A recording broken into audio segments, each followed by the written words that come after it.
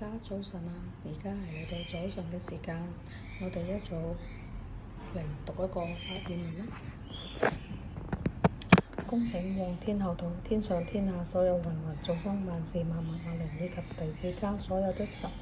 佛先，懇請賜予弟子提升法界嘅能力，更好的智慧，更好的溝通能力，更好的靈力和法力，更好的眼看穿心性的能力，更好的眼看穿想法的能力，更好的眼看穿過去和未來的能力，眾生聽聞我語對我的相信之力，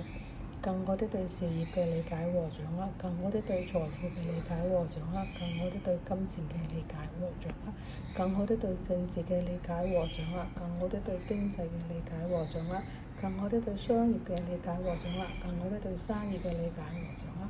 更好的對管理嘅理解和掌握，更好的對運營嘅理解和掌握，更好的對人性嘅理解和掌握，更好的對人情世故嘅理解和掌握，更好的對愛情和感情嘅理解和掌握，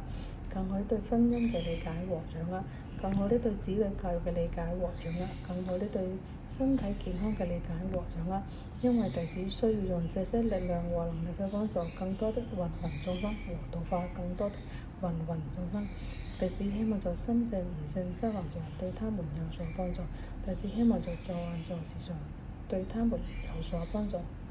弟子希望在感情、婚姻和家庭關係上對他們有所幫助。弟子希望在子女教育和親子關係上對他們有所幫助。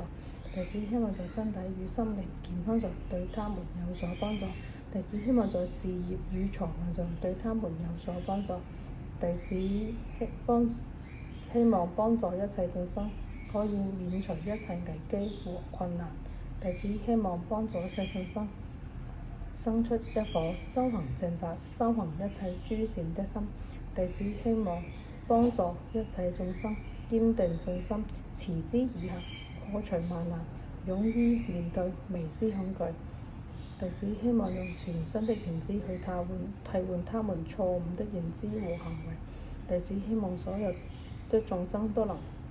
越過越好。弟子希望所有眾生都能美滿幸福。弟子希望所有的眾生都能懂得發現之美、轉換之美和明悟之美。弟子希望所有眾生都能懂得萬事萬物之美、眾生之美和輪迴之美。希望所有的眾生都能努力修行，永不退轉。弟子衷心感謝。